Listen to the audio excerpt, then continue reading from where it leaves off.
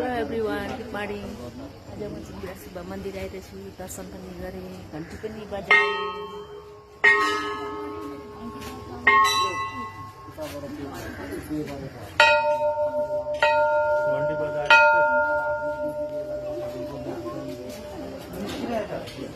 रमाइलो रहेछ ठाउँ।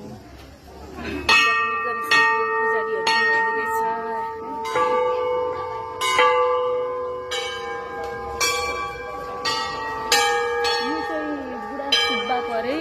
त्यो पल्लो मन्दिर चाहिँ बुढा सुब्बेली, यो माइतीको यो चेलीको भन्दो रहेछ नि। यो प्राचीन कालदेखि चलिआएको होला। यो सायद यो ऐतिहासिक यसको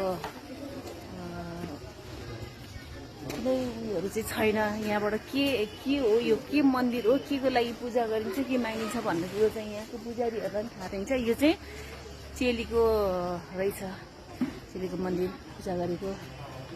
अनि चेली माइती चाहिँ यहाँनिर चेली यत्तिकै आएर यहाँ बिलाप भएको अरे। त्यसपछि माइती पनि आफ्नो चेलीलाई खोज्दै आउँदाखेरि चाहिँ माइतीको पनि खोइ के भएर चाहिँ यहाँ जस यहीँ चेलीलाई खोज्दा खोज्दै यहीँ आफै अल्पिएको अरे। त्यो कारणले गर्दाखेरि यहाँ चाहिँ बुढा सुब्बा भन्छ। नाम चाहिँ बुढा सुब्बा हो, तर यो खास चाहिँ मगर अरे, मगर जातिको रहेछ।